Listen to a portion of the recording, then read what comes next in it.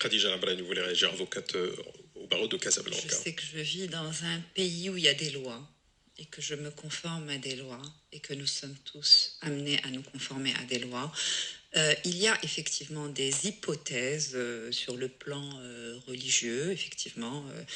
On nous a dit, parce que moi j'ai effectivement étudié le droit musulman, nous a dit que Moulatna Aïcha s'était mariée à l'âge de 11 ans avec le prophète Sidna Mohammed, mais qui lui avait besoin d'être effectivement polygame pour asseoir bien entendu cette grande religion qui est l'islam, et que ce mariage n'était peut-être même pas consommé avec Moulatna Aïcha, parce que c'était un mariage qui avait un but, et le but était que le Coran soit rédigé, parce qu'il fallait qu'elle avait un don de mémoire.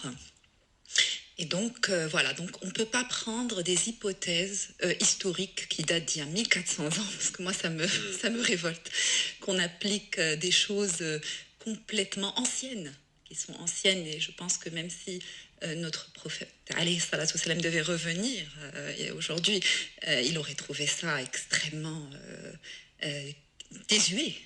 Et il aurait complètement changé ces lois qui sont religieuses, qu'on est en train de s'imposer aujourd'hui en 2022 et qu'on est en train d'imposer à notre descendance en la faisant souffrir au nom de choses auxquelles on n'a pas du tout assisté, parce qu'on n'était pas là il y a 1400 ans pour juger réellement de ce qui s'est passé, mais de ce nous a raconté, et avec tout le respect que je porte à ma religion, qui est la religion que j'ai choisie. Je suis musulmane parce que je l'ai choisi. Voilà. Et je suis fière d'être musulmane parce que j'ai choisi de l'être. Donc c'est très important qu'on se dise aujourd'hui qu'il y a un grand problème social. Et aujourd'hui, ce problème doit être analysé en fonction de nos lois actuelles et pas des lois qui datent de 1400 ans. Parce que si on doit revenir à 1400 ans, c'est des hypothèses. Ce ne sont pas des lois. C'est des hypothèses. Parce que selon vous, vous allez émettre une hypothèse, monsieur le professeur émettra des hypothèses, et vous aussi, et tout le monde. Nous n'étions pas là, et ça c'est sûr et certain. Il y a une chose qui est certaine, c'est que tous autour de cette table, on n'était pas là il y a 1400 ans pour savoir ce qui s'est passé. Ce qu'on sait, c'est ce qui se passe aujourd'hui, et à ce moment-là, et dans cet endroit, et point barre. Donc aujourd'hui, je suis désolée, il y a des lois. Et il y a une déclaration des droits de l'homme qui est universelle. Et il y a des valeurs universelles, même quand il n'y a pas des lois. Et nous sommes dans un État. Et qui dit État, dit bien entendu droit positif. Nous avons un droit positif, nous avons un texte, un code de la famille qui s'applique, d'accord, lorsqu'on doit se marier, lorsqu'on doit divorcer. Alors, parlons de ce code, parce que je pense qu'on est invité pour cela, d'accord, pour parler de ce code, qu'est-ce qu'il prévoit et qu'est-ce qu'il ne prévoit pas, et arrêtons de parler d'hypothèses de personnes extraordinaires qui effectivement nous ont donné une très belle religion, mais qui avaient aussi leurs raisons. Ne revenons pas sur des raisons de Moulatna Aïcha qui a été mariée à 11 ans, parce qu'à cette époque-là, c'était normal. Et le mariage n'a même pas été consommé avec le prophète Sidna Mohammed. Parce que lui-même ne pouvait pas se permettre de faire une chose pareille avec un enfant de 11 ans. Donc revenons à des vraies réalités. À des vraies réalités. Et quand nous aimons notre religion, ne la dénaturons pas, s'il vous plaît. Parce que c'est comme ça que nous donnons des mauvais exemples. C'est comme ça que nous choquons l'Occident. C'est avec des idées comme ça qu'on les choque, qu'on choque l'Occident. Parce que quand l'Occident se dit comment ça se fait qu'il s'est passé telle chose dans l'histoire, quand on légitimise des choses comme ça, eh ben nous portons la honte à notre religion. Et je me permets de le dire aujourd'hui. C'est comme ça que nous dégoûtons les autres et qui n'ont pas envie de rentrer dans notre religion et qui n'ont même pas envie de nous fréquenter. Ils se disent ah non, ça c'est des gens qui sont c'est des monstres. Alors, ils nous perçoivent comme des monstres. En tout cas, en 2004, on a eu ce nouveau code de la famille et le législateur marocain a laissé justement ce pouvoir d'appréciation au juge, à travers notamment l'article 20-21, qui lui permettait effectivement d'avaliser un mariage. Aujourd'hui, on voudrait faire machine arrière, si j'ai bien compris, puisque depuis le mois de novembre, il y a quand même le ministère public avec d'autres, notamment le ministère de l'Intérieur et bien d'autres, l'INDH et autres, qui veulent revenir un petit peu sur ce mariage des mineurs pour le limiter fortement, pour ne pas dire l'interdire totalement. 2004-2022, qu'est-ce qui s'est passé concrètement? Tout simplement. Pourquoi en 18 ans, on a laissé une porte que là, aujourd'hui, on a envie de... Est-ce que la société a changé? Et qu'est-ce qui aurait changé dans ces sociétés auquel cas?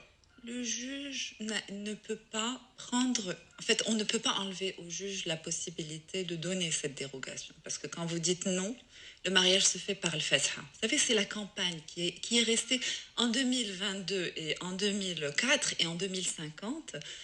Toutes les personnes qui vivent dans les campagnes sont des personnes qui ne se sentent pas concernées par les lois. Donc il y a un droit coutumier qui est supérieur au droit, parce que quand vous vivez dans une ville, effectivement, vous adhérez à la législation de votre pays. Mais quand vous vivez à la campagne, vous ne savez pas ce qui se passe et la notion même d'État est très différente quand vous êtes... Enfin, les campagnes ne sont pas non plus des zones de non-droit. Non, c'est pas ce que je dis, mais ce que j'aimerais vous dire, c'est que j'ai déjà vu dans des campagnes des mariages qui se font avec X, avec une fille X, et le soir, quand ils voient que, par exemple, la fille n'est pas vierge, ils la rendent, ils prennent la fille Y, la sœur. J'ai déjà vu des choses comme ça. Donc, c'est d'autres fonctionnements. Je ne suis pas en train de dire que c'est des zones de non-droit.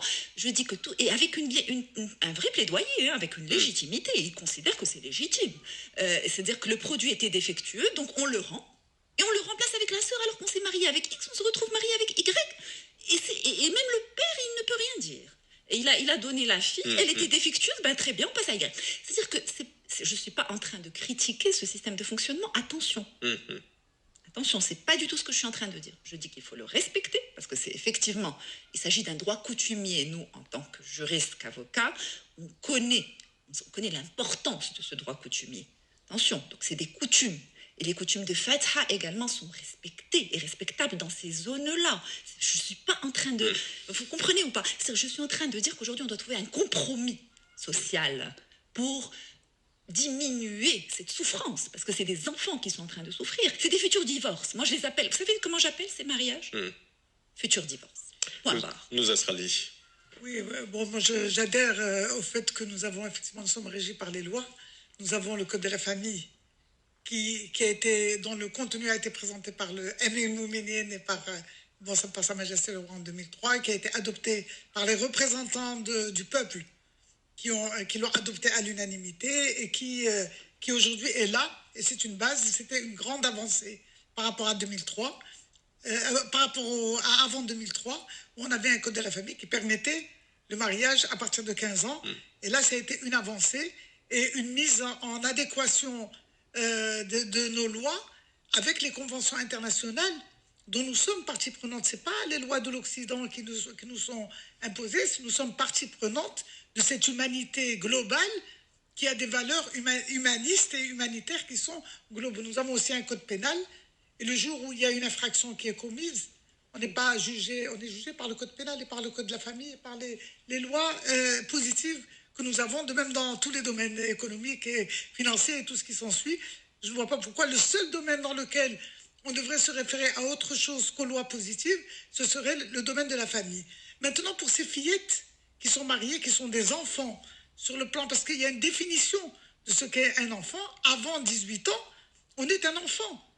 Il y a la Convention internationale des droits de l'enfant, dans laquelle nous sommes partie prenante et pour laquelle nous avons voté, nous avons, ratifié cette convention et nous sommes engagés, et je crois que le sens de l'engagement est très important aussi, nous sommes engagés à côté de la communauté internationale pour considérer qu'avant 18 ans, il s'agit d'enfants, il s'agit de mariages subis, il s'agit de mariages forcés, et il y a des études qui sont faites pour voir quelle est la réalité de ces petites filles qui ont été mariées, je dis qui ont été mariées parce qu'elles n'ont pas la capacité de se marier elles-mêmes, et bien on a trouvé qu'il y avait l'isolement, l'enfermement, les violences conjugales, les rapports sexuels forcés, la violence de la belle famille, psychologique, physique, et également, il y a un taux de divorce extrêmement élevé. Et qu'est-ce qu'on retrouve? On retrouve des petites jeunes filles donc, qui ont été mariées à 14, 15, 16, 17 ans, avec un bébé ou avec 2 bébés, qui veut revenir chez elle, mais elle ne peut plus revenir chez elle. Le mari l'a abandonnée tout simplement ou l'a chassée, et qui est obligé à ce moment-là de se donner à quoi? De se donner à la prostitution qu'on disait vouloir éviter à travers le mariage précoce, soi-disant, pour protéger de le facet. Donc moi, je pense que c'est une atteinte grave aux droits humains, encore une fois, de ces filles, c'est les priver de l'enseignement. Parce qu'il ne faut pas se leurrer. Quand ces petites filles pauvres vont chez un mari, ce n'est pas pour qu'il les envoie à l'école. Ce n'est pas pour qu'il les laisse aller à l'école. Elles vont sous son autorité. Elles vont assurer, disons, une activité sexuelle disons, effectuer des travaux ménagers. Elles vont faire la petite bonne souvent chez la belle famille ou chez la famille elle-même. Donc voilà une vie de détruite. Et la vie de ces enfants qui viennent aussi, ces enfants qui viennent dans ces conditions et dans lesquelles il n'y a aucune protection. Parce que normalement, la famille, elle est faite pour protéger, effectivement. C'est un lieu qui doit être sécurisé, qui doit être protecteur pour tous et pour toutes. Ça doit être un lieu d'égalité. Eh bien, la réalité, elle est tout autre. On voit que 55% des cas de violence sont des violences conjugales. C'est au sein du foyer qui est censé être sécurisant. C'est là qu'on a le viol conjugal, c'est là qu'on a toute forme de maltraitance et de violence à l'égard des femmes. Mais pourquoi, à votre avis, justement, le législateur marocain a laissé cette porte de sortie ou cette possibilité aux juges marocains? Alors voilà, justement, on a parlé tout à l'heure des relations sexuelles hors mariage. Parce que c'est important de parler de ça, parce que le mariage, il y a où le mariage, où les besoins sexuels sont zina. là. Ou le mariage ou zina. Là, mais chez zina, on va en parler. D'abord, quelle est la réalité sociologique aujourd'hui? On ne va pas qualifier, on va décrire la réalité. La réalité, c'est qu'on a l'âge moyen du mariage pour les hommes, c'est 32 ans. Oui. Et l'âge moyen du mariage pour les filles, c'est 27 ans. Oui.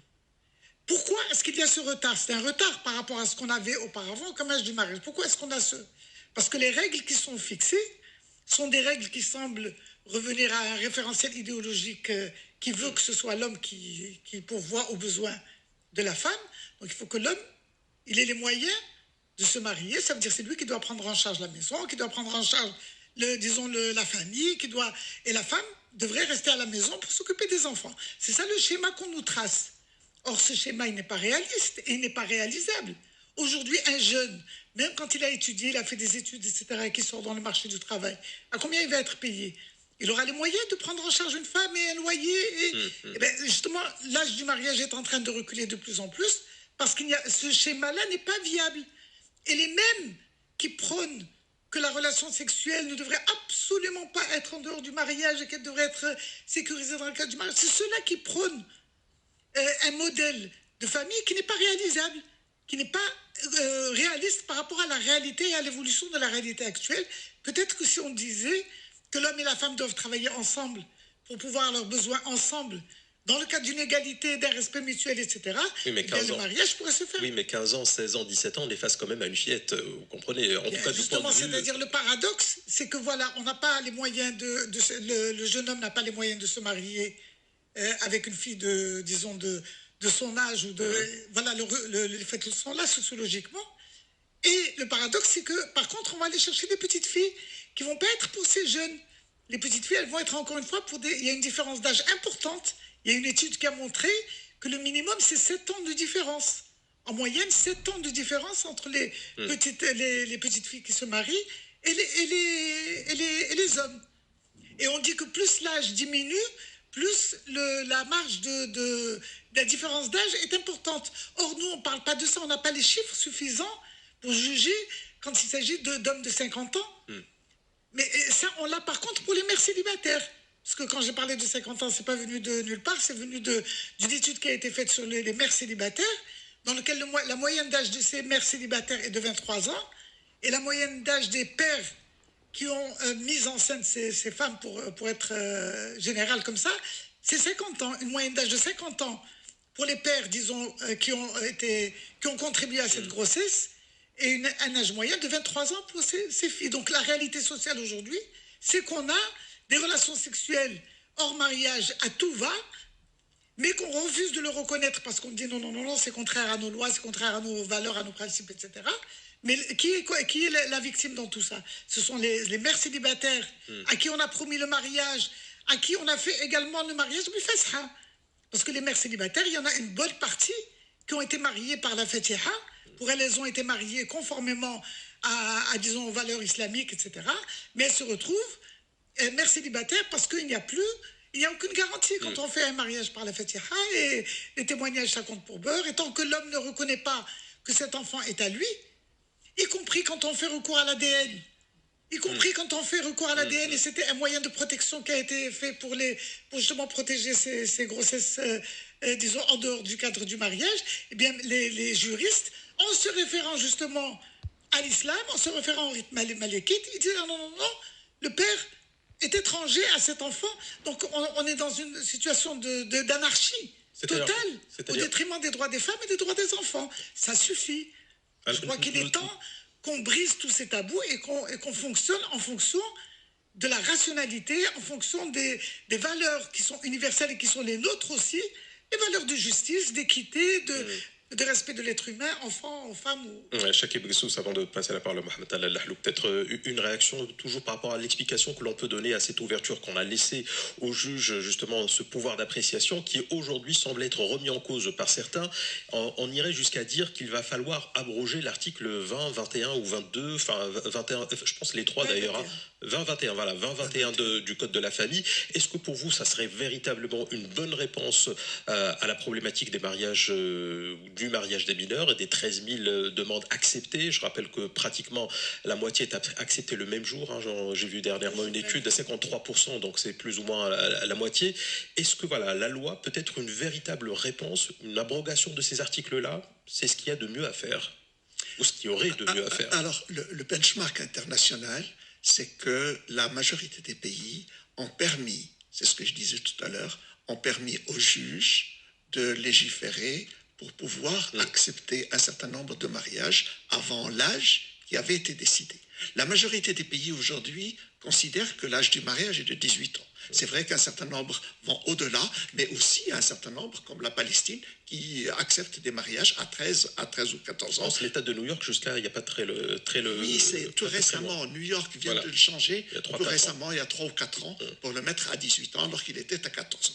Il y a encore un certain nombre d'États américains qui permettent à 13 ou 14 ans le mariage des fillettes. Maintenant, est-ce qu'en supprimant ces articles 20 et 21, on va pouvoir arrêter définitivement ou réduire drastiquement personnellement, je considère que ces articles-là permettent de sauver un certain nombre de situations. Je prends par exemple une fillette de 17 ans, 17 ans et demi, qui est enceinte, dont le partenaire est prêt pour le mariage, dont les parents sont prêts pour le mariage, et elle s'engage pour le mariage. Et je me demande, est-ce qu'il ne faudrait pas accepter ce mariage-là, que le juge donne son accord, plutôt que d'envoyer cette fille qui va se retrouver fille-mère, mère célibataire, et peut-être que l'enfant sera abandonné. Donc je préfère sauver un certain nombre de situations. D'ailleurs, c'est pour cette raison-là que les articles 20 et 21 ont été mis en place. Maintenant, est-ce que, en supprimant ces articles-là, on va arrêter drastiquement les mariages précoces? Or, un juge nous disait, il n'y a pas très longtemps, nous disait que les parents viennent et disent d'ailleurs au juge, voilà, nous avons besoin de l'autorisation. Mais si vous ne donnez pas l'autorisation, de toute façon, l'as qaim, c'est-à-dire que le mariage est prêt, il est là. Vous étiez là, Madame Skelly. De toute façon, avec ou sans, il y a le fatha, et ils vont faire le fatha, le mariage par fatha, et socialement reconnu. Mais est-ce que légalement on peut l'interdire? Par exemple, et se dire aujourd'hui au Maroc de 2022, le mariage c'est forcément devant un juge que ça se passe, c'est au tribunal que ça se passe, et puis les normes admises éventuellement socialement à la fatha et autres, hein, parce qu'il y a apparemment d'autres modes alternatifs, et bien tout ça on va le laisser de côté. Est-ce que c'est possible? En tant que juriste, oui, c'est possible. On peut les interdire. Non, mais on peut compliquer la procédure. On peut compliquer la procédure. Mais mieux. Quand on prend par exemple les étudiants, et on se rend compte qu'il y a un certain nombre d'étudiants qui sont mariés, qui se marient pour 3 mois, qui se marient pour 6 mois, qui se marient par le fatha. Oui, du moment qu'ils ont plus de 18 ans, c'est leur problème à la limite. Et il y en a qui ne le sont pas. Il y a des fillettes de 17 ans qui sont mariées par fatha. En tant qu'étudiant. Contrat, contrat, c'est différent. C'est une garantie du père. Le contrat, c'est une garantie du père, mais ça rentre dans le cadre des mariages d'enfants. Je pense qu'on peut mettre les lois que l'on veut. D'ailleurs, dans un certain nombre de pays africains, on a pénalisé le mariage des enfants. mais même de manière avec des lois pénales contraignantes, on a continué à avoir des mariages, sauf que au lieu que les gens, les enfants, la fille et le mari habitent ensemble, qu'il y ait cohabitation, il n'y a pas de cohabitation. C'est un petit peu comme Zawaj al-Missière, qui est un zawaj où les gens habitent chacun indépendamment loin de l'autre. Et donc, même avec une contrainte pénale, il y a eu continuité de mariage d'enfants. Donc, à mon avis, je pense que ça ne changerait rien. Par contre, c'est la modification des mentalités qui peut faire évoluer mais les choses. Vous n'avez pas l'impression que le changement de la loi peut influencer la pratique et les mentalités justement des populations? Je pense que le Code de la famille de 2004 a beaucoup changé les mentalités. Et je pense qu'entre 2004 et aujourd'hui... Mais paradoxalement, excusez-moi de vous interrompre, on a eu plus de mariages des mineurs. Non, jusqu'à 2011. Jusqu'à 2011, voilà. En réalité, nous ne savons pas. En réalité, nous ne savons pas. Ce que nous savons, ce sont les mariages qui sont passés entre les mains du juge. Ouais. Et justement, cela, effectivement, jusqu'en 2011, il y a eu une évolution jusqu'à 39 000. Mais aujourd'hui, nous sommes à 12 600. En 2020, ce n'est plus que le tiers du nombre qu'il y avait en 2011. Mais par contre, malheureusement, nous n'avons aucune idée de ce qui se passe loin du juge. Et c'est ce qui est le plus inquiétant. Je préfère encore que les mariages se passent entre les mains du juge et que nous ayons une garantie pour la femme et une garantie pour les enfants. Parce que si demain, la femme est abandonnée par le mari et qu'il n'y ait pas d'acte, elle a beaucoup de difficultés pour faire reconnaître la paternité des enfants. Et moi, je préfère que faciliter le passage par le juge plutôt que compliquer et d'envoyer la majorité des gens vers le mariage par Fatah. Oui, Mohamed Al-Lahlou, professeur vacateur à l'université. Je suis très heureux d'entendre maintenant de la part de deux personnes qu'effectivement on n'est pas pour la fixation définitive sans exception du mariage à 18 ans. Mais je déplore malheureusement de l'âge minimal de mariage à 18 ans. Par contre, je déplore encore une fois, ça doit être la troisième, que je n'ai pas eu de réponse à ma question qui est est-ce qu'on est pour ou contre les relations hors mariage et pourquoi l'âge du mariage à 17 ans et 11 mois serait OK et ne serait pas valide et celui de 18 ans et 1 mois serait valide. J'ai entendu des droits humains universels. Qui a décrété leur universalité? Quand est-ce qu'on a voté pour ces droits humains? Où sont-ils le fait d'une puissance coloniale qui les a décrétés valables pour toute la planète? La deuxième chose que j'ai entendue, Madame Lamrani s'est un petit peu emportée, mais excusez-moi, ceux qui nous prennent pour des monstres sont des monstres. Ce ne sont pas nous qui avons fait la Première Guerre mondiale avec des millions de victimes. Ce ne sont pas nous qui avons fait la Deuxième Guerre mondiale avec des dizaines de millions de victimes. On n'a pas fait Hiroshima, on n'a pas fait Nagasaki. On n'a pas fait non plus les avions, on n'a pas fait l'ordinateur que vous avez inventé. Je ne vous ai pas interrompu, donc ayez le plaisir et la gentillesse et la rationalité de ne pas me interrompre. Ce ne sont pas nous qui faisons les EHPAD et qui nous jetons nos grands-parents aux établissements de troisième âge. Ce ne sont pas nous qui diffusons la culture LGBT dans le monde. Ce n'est pas dans notre pays comme la France où nous avons 60% des naissances qui se font hors mariage. Ce n'est pas notre pays, les États-Unis, où nous avons 2,5 millions d'enfants sans abri à cause de ces relations qui ne sont pas protégées par les droits d'un acte de mariage tel qu'il doit l'être. Ce ne sont pas nous qui avons fait un génocide des Indiens sur lequel Geronimo, le petit-fils de Geronimo, dit que sur lequel vous m'interrompez, sincèrement, vous emportez, vous êtes passionné, je comprends, mais quand même. C'est la même vision que vous, c'est tout. Non, mais dit ce n'est pas un avis, je parle de faits, les faits sont têtus. Il y a des choses qui sont, je suis interrompu encore une fois. 200 par jour. Je suis interrompu. S'il vous plaît, on va le laisser finir. Non, s'il vous plaît, laissez-le juste finir et après je vous donne la parole, vous direz ce que vous voulez.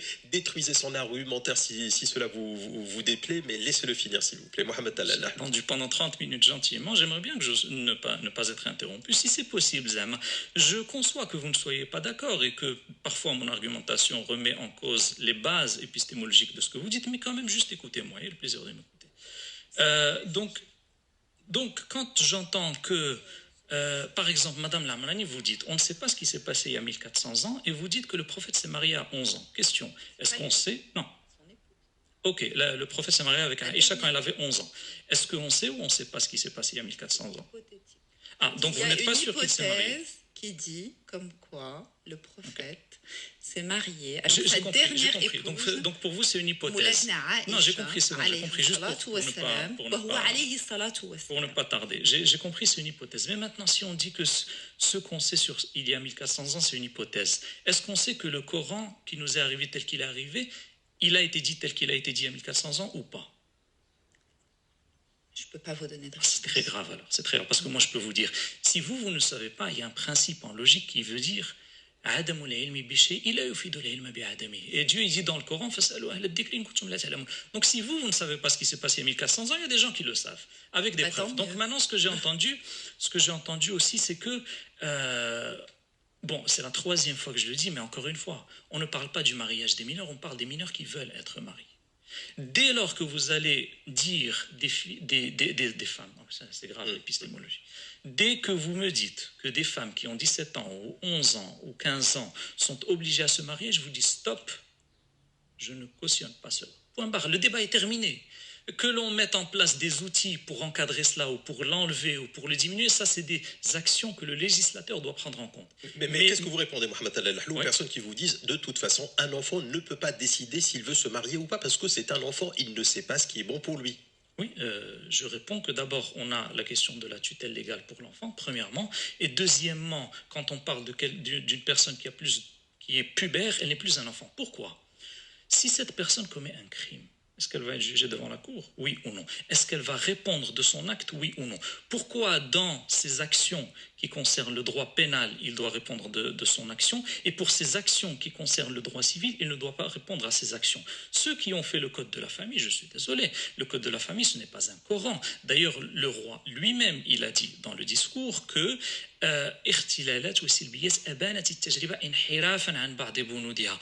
Et donc, فالأمر لا يتعلق بمنح المرأة امتيازات مجانية وإنما بإعطائها حقوقها القانونية والشرعية ولن أحل ما حرم الله ولن أحرم ما أحل الله. Donc, le code de la famille, vu qu'on veut le faire évoluer, eh bien, ce n'est pas un Coran, parce que de toute façon, même dans 20 ans, on voudra le faire évoluer de nouveau. Donc, juste pour finir, les droits humains, plaider leur universalité, ça c'est c'est-à-dire que c'est quelque chose qui a démontré, personne n'a voté leur universalité. Deuxièmement, quand on dit est-ce qu'il y a mariage ou zina et qu'on me dit non, il n'y a pas que mariage ou zina, j'aimerais bien comprendre quelle est la troisième voie. Parce que on ne peut pas avoir la chose et son contraire, et c'est soit blanc, soit noir. Soit c'est mariage, soit c'est zina. Troisièmement, quand j'ai demandé, et ça c'est la troisième fois que je le demande, pourquoi à 18 ans cet âge arbitraire, je n'ai pas eu de réponse. Et quatrièmement, j'ai entendu une chose. Vous dites, Madame Lamrani, que les choses, ce sont des choses anciennes, mais pas tout ce qui est ancien est périssable. La logique est très ancienne. Non, vous avez dit ce sont des choses anciennes, ce sont des pratiques anciennes. J'ai noté, heureusement, j'ai pris un stylo, un papier. Cher monsieur, et donc, quand vous dites ce sont des choses anciennes... Vous faites beaucoup de suppositions. Non, mais je l'ai noté avec un stylo.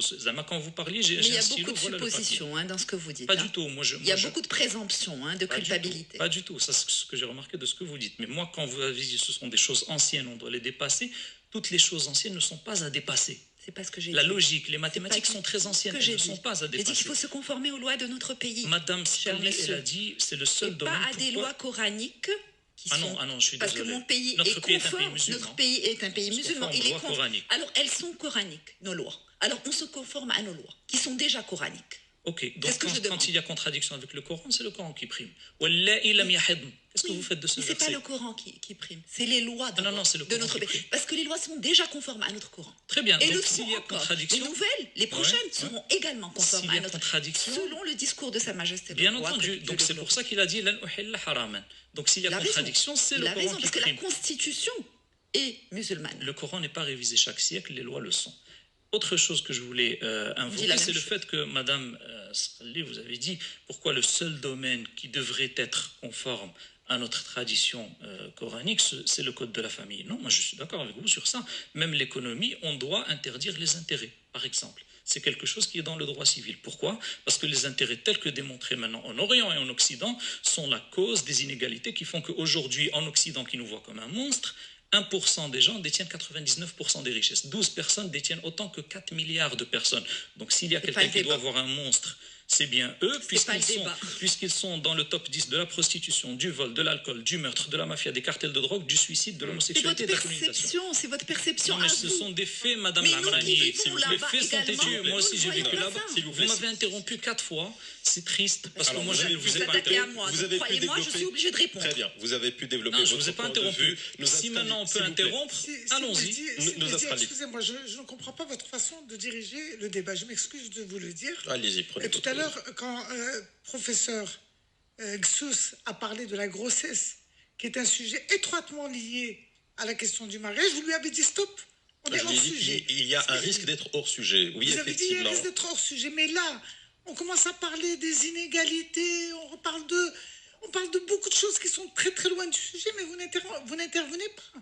Alors je ne comprends pas. Justement, peut-être c'est lié au fait qu'une personne se présente comme étant parler au nom de l'islam. Alors l'islam, c'est sacré, attention, je ne touche pas.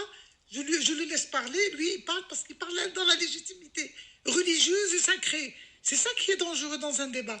C'est pour ça que tout à l'heure, j'ai protesté contre le fait que que vous lui demandiez que dit l'islam. Pourquoi est-ce que l'islam, c'est une voie? Prouvez qu'il ne dit pas cela. Comment? Prouvez qu'il ne dit pas cela. Je ne suis pas ici dans une discussion religieuse, monsieur. Je suis dans une discussion sur le mariage des mineurs au XXIe siècle, en 1922, avec les lois que nous avons, avec la réalité sociale que nous avons. Et ce que je trouve que c'est extrêmement grave de vouloir sacraliser le fiqh, qui est un effort humain de ulama de l'époque, mais qui ne correspond absolument pas à notre réalité. Nous avons autant de légitimité avec notre cerveau d'aujourd'hui et nos moyens technologiques qu'on ne se prive pas d'utiliser, sans demander si c'est dans la référence islamique ou pas, ce qu'il y a dans le Coran où il n'y a pas le droit d'utiliser l'ordinateur, etc. Ça, je ne sais pas, je ne me suis jamais posé la question. Mais voilà, on utilise aujourd'hui des moyens agrandisseurs de notre intelligence qui nous donnent la possibilité de recourir à toutes les références, etc., au commun des mortels, mais on continue à sacraliser un effort humain qui n'est pas sacré. C'est un rite. Aujourd'hui, je devrais me référer à un rite maléfique.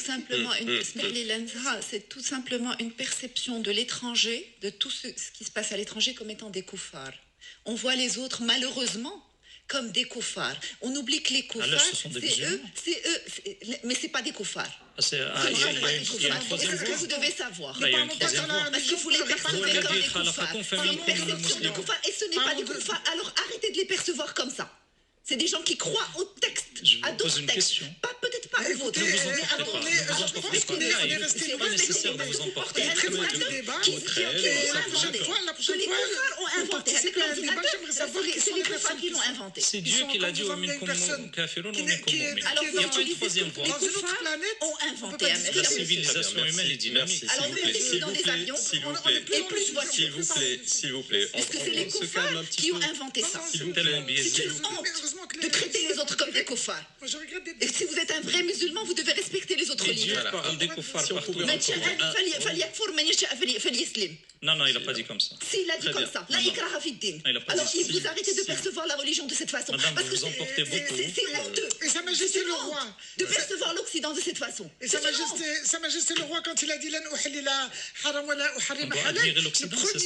le premier Oui, des monsieur. haram, Oui. Oui, monsieur. On doit admirer l'Occident. D'accord, mais Ah, c'est les Oui, parce que c'est injustices. l'Occident qui a ramené les valeurs universelles. Tiens donc, c'est l'Occident qui a. C'est Hiroshima, c'est les valeurs universelles. C'est l'Occident. Ah, l'Occident a ramené les valeurs universelles, ça c'est nouveau. On est hors sujet. Oui. Non, on est hors sujet parce qu'à chaque fois qu'on parle de... Parce qu'on est hors sujet, parce qu'on a placé le débat, non pas sur le plan de la réalité et de ce qui se passe, mais en allant chercher des Alors références. ne suivez pas ce raisonnement. Il ne faut pas suivre ce On est très raisonnement. dérangé, parce qu'on n'a pas discuté du sujet. Est-ce que vous voulez que je quitte le plateau, c'est ça? Alors passez au sujet. Le vrai sujet, c'est aujourd'hui comment réduire ce nombre de mariages des Parce que mineurs. ce Voilà. qu'il faut dire. Oubliez ce qu'il dit. Si vous ne voulez pas, ne répondez pas à ce qu'il dit. D'accord. Alors,